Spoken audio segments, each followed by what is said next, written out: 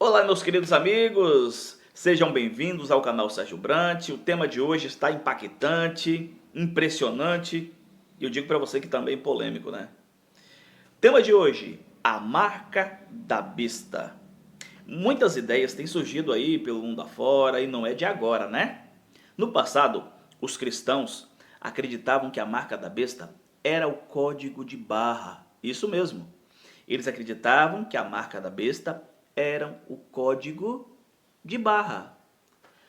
Depois disso, as pessoas associavam a marca da besta com o CPF e a identidade, porque armazenam, né, as informações pessoais e tal. Hoje, muitas especulações aí no mundo religioso. Cada um acredita de uma forma. Uns acreditam que a marca da besta é o microchip, outros acreditam de outra forma. E existem várias linhas se você pesquisar na internet. Mas as pessoas não vão na Bíblia Sagrada. Ponto importante aqui a ser destacado. O Novo Testamento foi escrito em grego, o grego koiné, o grego comum. Grego comum. Diferente da língua dos sábios, tá? O grego clássico, dos eruditos. Então, só que a mentalidade de João era hebraica e não grega, filosofia grega e outras coisas mais. Entendeu? Primeiro ponto a ser destacado. Tá, para a gente entender o que é a marca da besta, primeiro precisamos entender quem é a besta. A Bíblia fala da besta que sai do mar, Apocalipse 13, versículo 1. Fala da besta que sobe da terra, dentro do mesmo capítulo 13 ali, você vai perceber essa ideia. E a besta do abismo. Bom, quem são essas bestas? Quando você vai no Apocalipse 13, versículo 2, eu já falei isso no vídeo passado, sobre a besta de Apocalipse 13, eu falei sobre Daniel 7. Você tem que estudar o Apocalipse juntamente com o livro de Daniel, para você entender melhor. Por exemplo, Daniel 7, os 4 animais que Daniel viu saindo do mar, ele vai falar que era semelhante ao leão, ao urso, ao leopardo e um animal feio, terrível e espantoso. Já em João, no Apocalipse ali, na verdade, né, o Apocalipse de João, no capítulo 13, versículo 1, ele vê uma besta saindo do mar. Era semelhante ao leão, ao urso e ao leopardo. Veja que João não cita aquele animal feio, terrível e espantoso. Por quê? É o mesmo animal que ele viu saindo do mar, que era semelhante a esses outros 3 animais. Então era Roma, Roma pagã. E no versículo 2 vai dizer: e deu o dragão o seu poder e a sua grande autoridade para a besta, que é uma contrafação do erro. É quando Satanás tenta imitar o pai, a besta tenta imitar o filho. Se você ler Mateus 28, versículo 18, eu vou fazer um vídeo sobre isso mais para frente, né? Eu estou adiantando um pouquinho aqui. Quando você pegar Mateus 28, 18, diz que Jesus recebeu a autoridade do Pai para agir, para atuar, para ensinar, enfim, para pregar, etc. Mas quando você vai no Apocalipse 13, versículo 2, o diabo, que é o dragão aqui, o dragão que é o diabo, ele dá o seu poder, a sua autoridade, o seu trono para a besta. O dragão imita o pai, porque dá a sua autoridade. Para quem que ele dá? Para a besta. A besta é o sistema papal, é o papado, ok? Então o que acontece? Então, quem é a besta do Apocalipse 13? Já falei. Se você pegar Daniel 7, vai falar da ponta pequena, que tinha boca, que falava com arrogância, com insolência. Você pega, por exemplo, o capítulo 7, versículo 21, 25, que vai dizer que eles mudaram os tempos e mudaram a lei de Deus. E isso a gente vê. Mudaram os tempos e mudaram a lei. Date ali tem a ideia de que isso está relacionado aos mandamentos de Deus. Eles mudaram. O segundo mandamento, né? Não estão mais aí dentro do catecismo, né? Você vai ver que não tem. Tiraram esse mandamento. O sábado foi substituído pelo domingo. Então eles mudaram isso aí. E tem documentos que dizem a respeito disso. E não sou eu, não é a igreja que vem falando a respeito disso, tá bom? Está na história. Mas vamos lá. A besta você já viu? E o que é a sua marca? Marca de autoridade. Quando você estuda sobre o selo de Deus, e aí também existem alguns selos na Bíblia, né? E o selador, que é o Espírito Santo, de acordo com Efésios 4, 30 e 31, e outros textos mais. Tem o selo de Deus, que é o selo, eu digo, do pacto ali, algo desse tipo, né? Que é o selo, que é o sábado. Sábado é o lembrete. Por que eu falei pacto? Por causa da questão de um lembrete que Deus fez e faz com a humanidade para mostrar que temos um Criador, o Criador dos céus e da terra. Entendeu? Deus é o nosso Criador. E aí nos tempos bíblicos, o selo ele tinha que ter o nome do governante, o seu reino, né, onde ele dominava o território ali e tal, né, e a sua propriedade. Então tinha que ter essas questões aí, tá bom? Tinha que ter o nome, o cargo e o território de domínio. E dentro dos 10 mandamentos, quando você vai para Isaías 8,16, vai dizer: resguarda o testemunho e sela a lei no coração dos meus discípulos. No coração dos meus discípulos. Ou seja, o selo de Deus está dentro da lei. Está dentro da lei. Ou seja, ali é uma referência aos mandamentos, eu acredito. Então, quando você faz essa análise, então, já que sabendo que o selo de Deus está dentro da lei, e você faz todo um aparato ali, faz uma leitura e vai tentar descobrir dentro dos 10 mandamentos onde está o selo de Deus. Primeiro, segundo, terceiro, quinto, sexto, sétimo, oitavo e nono e décimo não tem as características de um selo. Pois assim, podem trazer o nome, mas não trazem o cargo e o território, assim sucessivamente. O sábado, em contrapartida, de acordo com o versículo 8 ao versículo 11, ele sim contém essas 3 características do selo. Tem o nome de Deus. Fez o Senhor, Deus. O sábado o sétimo dia é o sábado do Senhor teu Deus, aparece o nome de Deus. No versículo 11 vai dizer: porque em 6 dias fez o Senhor. Cargo, Criador. Criador de quê? Qual o território que ele domina? Céus, terra, mar, universo, o mundo inteiro. Entendeu? Então, o selo de Deus é o sábado. Tá, se o sábado é o selo de Deus, o que seria a marca do papado? Está na história. Eles não negam, nós mudamos o sábado para o domingo. Eu vou mostrar aqui, vou colocar na descrição do vídeo aqui o link de um vídeo de um amigo meu chamado Vanderlei Rick, que tem vídeos excelentes sobre essa questão aí, tá bom? Livros que hoje, infelizmente, a gente não encontra aí mais para vender, para comprar e algo desse tipo, né? Mas vamos lá. Falando sobre a marca da besta. Apocalipse 13, versículo 15, vai falar de que foi dado comunicar fôlego à imagem da besta, para que não só a imagem falasse, como ainda fizesse morrer quantos não adorassem a imagem da besta. Bom, aqui sai um decreto de morte, para que todos que não adorassem a imagem da besta deveriam ser mortos. O versículo 16 vai dizer que são pequenos, grandes, ricos e pobres, livres, escravos, faz que lhe seja dada certa marca sobre a mão direita ou sobre a fronte. Opa, aqui é o chip. Será? Pera lá. Para que ninguém possa comprar ou vender, senão aquele que tem a marca, ou o nome da besta, ou o número do seu nome. E depois no versículo 18 vai dizer do número 666. Por isso que eu digo, né? E disse no passado aqui, um pouquinho antes, que você deve fazer uma análise de Apocalipse juntamente com Daniel, para você compreender um pouco melhor. Ok, quem é a besta? Já falei, para não ficar algo redundante.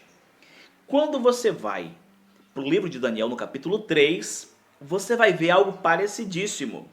O rei, não satisfeito com a revelação do sonho, do capítulo 2, da estátua, que o rei havia sonhado, o rei Nabucodonosor. Então, aquela estátua, ela tinha a cabeça de ouro, o peito e os braços de prata, o quadril de bronze, pernas de ferro, pés da estátua, os dedos ali, ferro misturado com barro que não dá liga, vem aquela pedra e fere a estátua nos pés, mostrando em que momento da história estamos vivendo. Ok, o rei não satisfeito com aquilo que o Daniel vai dar interpretação, vai dizer no versículo 39 do capítulo 2 de Daniel: tu és a cabeça de ouro. Mas só isso? Somente a cabeça? Não sou eu, Nabucodonosor? Porque Daniel vai dizer para ele que depois dele viria outros reinos inferiores, porque a prata é inferior ao ouro e assim sucessivamente nos metais ali. Quando você continua a leitura, agora no capítulo 3, o rei vai fazer uma imagem, uma estátua, como queiram, né? Que era toda repleta de ouro. O que ele estava dizendo? O meu reino não vai passar a outro reino, coisíssima nenhuma. Então ele vai fazer ali um decreto onde todas as pessoas, ao ouvirem os sons dos instrumentos musicais, deveriam se prostrar naquele momento e adorar a imagem da besta, ou seja, a imagem que o rei havia estabelecido. E aí, importante notar, é que dentro da leitura temos assim, que essa imagem tinha 60 côvados de altura, 6 côvados de largura, e tinha o panteão babilônico composto de 600 deuses.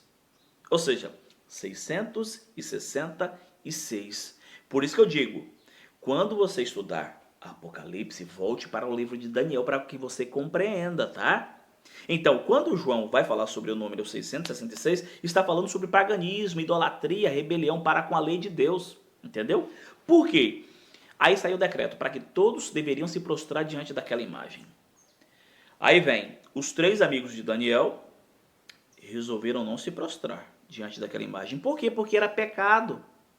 Eles disseram ao rei, fica sabendo, que nós não iremos nos prostrar diante desta imagem. Se o Deus a quem nós servimos quiser nos livrar, ele vai nos livrar, senão, né, que nós morramos. Então, eles sabiam que se prostrar diante daquela imagem era estar transgredindo o segundo mandamento. O segundo mandamento da lei de Deus, que é pecado a idolatria, se prostrar diante da imagem. Quando nós vamos para o Apocalipse, a mesma ideia aparece, marca da besta. Vai falar de quê? De um decreto no versículo 15.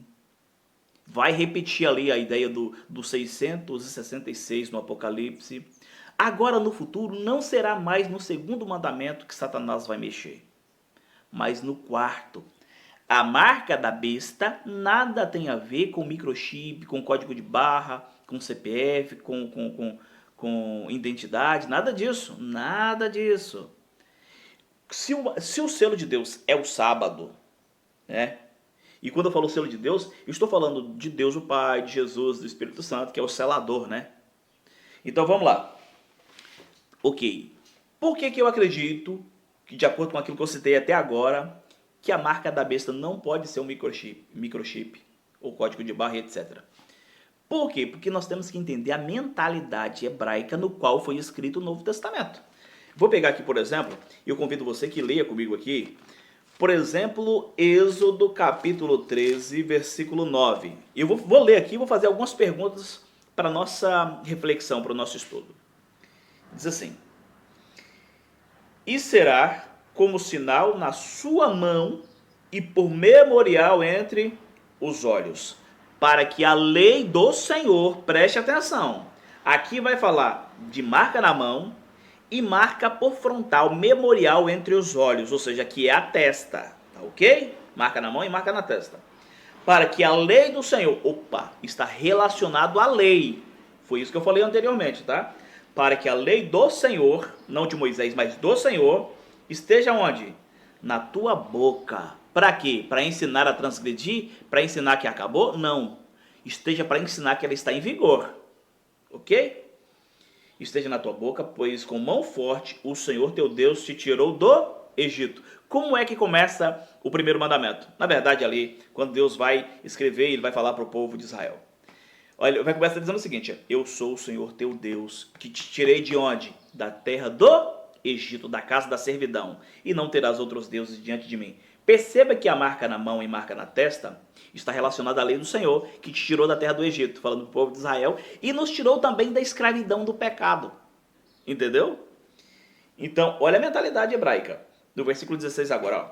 E isto será como sinal na tua mão e por frontais entre os teus olhos, porque o Senhor com mão forte te tirou do Egito. De novo, eu te pergunto, na época de Moisés, existia o microchip? Sim ou não? Não. Não existia. E não vem com esse papo que aqui é revelação, Moisés teve a revelação, Moisés não acreditava nisso não, tá? A adivinhação sempre foi contra os princípios bíblicos e contra a vontade de Deus. Basta isso, você pode lá ler Deuteronômio 18, versículo 9 e versículo 11. Você pode procurar outras passagens, por exemplo, se eu não me engano, Êxodo 22, 18. Deus condena a prática, essa prática de adivinhação, que hoje, infelizmente, é chamada de revelação. A revelação é a palavra de Deus. Amém? Vamos continuando. Já vimos que então não existia chip nessa época aí, né? Quando você vai para o livro de Deuteronômio, vou adiantar aqui a questão do tempo para não ficar cansativo, maçante para você, mas por favor, continue até o fim, ok? Vamos lá. Versículo 4. Ouve, ó Israel, o Senhor nosso Deus é o único Senhor, e pá. Quando nós chegamos no versículo 8, preste atenção. E também as atarás como sinal na tua mão, e te serão por frontal entre os teus olhos. Mão e entre os olhos, testa. Perceba que essa expressão vai ser repetida por Jesus. Eu estou dizendo do versículo 4 e 5, tá? Ouve, ó Israel, o Senhor nosso Deus é o único Senhor, amarás, pois, o Senhor teu Deus de todo o teu coração, de toda a tua alma, de todo o teu entendimento, de toda a tua força. Em Marcos 12, 28 a 30 ali, 29 e 30. Certo? Está relacionado à lei do Senhor, a Torá. Certo? Que dentro dela está o decálogo. Veja que aqui também não tem chip. Capítulo 11, versículo 18, se não me falha a memória. É o Espírito Santo que vai agindo, tá? A gente vai lembrando aqui. 11, 18. Diz assim: ponde, pois, estas minhas palavras no vosso coração e na vossa alma. Atai-a por sinal na vossa mão, para que estejam por frontal entre os teus olhos. De novo, essa é uma expressão hebraica, queridos. Expressão hebraica. É uma expressão hebraica, repetindo para você. Agora, no livro de Ezequiel, no capítulo 9, versículo 4. Olha o que Deus diz para o profeta aqui. Ele disse: passa pelo meio da cidade e pelo meio de Jerusalém e marca com um sinal a testa dos homens que suspiram e gemem por causa de todas as abominações que se cometem no meio dela. Te pergunto, Deus está mandando o profeta colocar um chip na testa do povo? Seria isso? É claro que não é. Não é. Último texto que eu vou citar para você aqui, eu vou ler na verdade, mas vou citar mais, quem sabe, 1, 2, rapidinho aqui. No livro de Apocalipse, voltando lá, agora no capítulo 7, preste atenção. Apocalipse, no capítulo 7, versículo 2. Diz assim, ó: vi outro anjo que subia do nascente do sol, tendo o selo do Deus vivo, e clamou com grande voz aos 4 anjos, aqueles aos quais fora dado fazer dano à terra e ao mar, dizendo: não danifiqueis a terra, nem ao mar, nem as árvores, até selarmos na testa, ou seja, na fronte, os servos do nosso Deus. Aqui não diz que Deus vai selar o ser humano de uma forma geral, os ímpios. Aqui está dizendo que Deus vai selar os seus servos. Por quê? Deus fala assim: eu conheço os que me pertencem. O selo será colocado sobre os que aceitam de fato. O selo de Deus é o sábado. E aí, prova disso, você pode ler Ezequiel capítulo 20 ali, né? Você vai perceber que Deus fala assim: que santificai os meus sábados, porque servirão de sinal entre mim e vós, para que saibais que eu sou o Senhor que os santifica. Você pode ler lá. Ezequiel 20, versículo 20. 20, versículo 12 e 20 também. Certinho? Então, olha só, o selo aqui é o sábado. Em contrapartida, a marca da besta será o domingo, que será um dia estabelecido aí, né? Um decreto de morte para a perseguição do povo de Deus. Entendeu? Então, nada tem a ver com o microchip. Quando você vê Eclesiastes 9, versículo 10, ali você vai perceber: tudo quanto te vier a mão para fazer, faze-o conforme as tuas forças. Marca na mão tem a ideia de obras, fazer. Agora, marca na testa, de acordo com Hebreus 8, 10 e 10, 16, vai falar que o Espírito Santo coloca onde? Imprime, escreve na nossa mente, no nosso coração. Esta é a ideia bíblica. Entendeu? Marca na mão e marca na testa. E só finalizando aqui, eu me lembrei de uma parte que vai ilustrar bem aqui. Quando você vai para o livro de Números ali, se eu não me engano, deixa eu ver aqui para não falar errado. Números, se eu não me engano, capítulo 15. É exatamente isso, né? Que diz assim no versículo 30. Mas a pessoa que fizer alguma coisa atrevidamente, preste atenção, qualquer que fizer, aqui está dizendo alma no hebraico, tá? Nefesh. Mas a pessoa, ou seja, a alma que fizer algo atrevidamente, quer seja dos naturais, quer seja dos estrangeiros, quer dizer de Israel ou não, deveria ser o quê? Cometeria injúria ou injuria ao Senhor. Tal alma ou tal pessoa deverá ser eliminada do seu meio, ou do meio do seu povo. A expressão hebraica ali é Yad Ramah, quer dizer mão erguida, mão levantada, punho cerrado. Essa é a ideia, tá? É uma pessoa que cometesse esse tipo de ação. Se você pegar a NVI, vai dizer qualquer que fizer algo, uma ação desafiadora, que desafiasse a Deus. As pessoas tinham visto todos os milagres que Deus, o Eterno, tinha feito ali. O mar se abrindo, Deus cuidando deles, o maná caindo, enfim, o Deus descendo do Monte Sinai, o monte tremia, fumegava, eles ouviram a voz de Deus. Mas o povo agora praticava algo de maneira atrevida. Deus falou, eu não aceito tal coisa, não aceito. E antes alguém vai dizer, tá vendo? Por isso que eu não aceito o Antigo Testamento. Então não deveria também aceitar o Novo. Porque quando você vai no livro de Atos 12, vai falar da morte de Herodes, que morreu comido de bicho. Você vai no capítulo 5, vai falar de Ananias e Safira, que morreu por causa do pecado cometido contra o Senhor. Então não fica só no passado, entendeu? É no tempo que é chamado de Novo Testamento, que não traz a ideia de escrita. Tá bom? Mas enfim, queridos, espero que você tenha gostado. Se gostou, por favor, dê o seu like, compartilhe aí com seus amigos e vamos juntos, tá bom?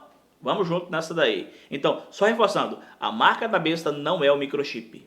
A marca da besta não será o domingo, quando for uma lei estabelecida entre Estado e Igreja. Isso vai acontecer nos Estados Unidos primeiramente. Eu acredito nisso. É isso que a Bíblia aponta, nessa direção que a Bíblia aponta, e não para o microchip. Eu poderia citar também aqui, o vídeo está ficando grande, né? Apocalipse 14. Mas quem sabe eu posso voltar aqui depois falando sobre essa questão do que faltou aqui. Entendeu? Que está relacionado à adoração. Ok? Capítulo 14, versículo 6 e o versículo 8. Fazendo o contraste aqui. Mas devido ao tempo eu vou parando por aqui. Que Deus te abençoe.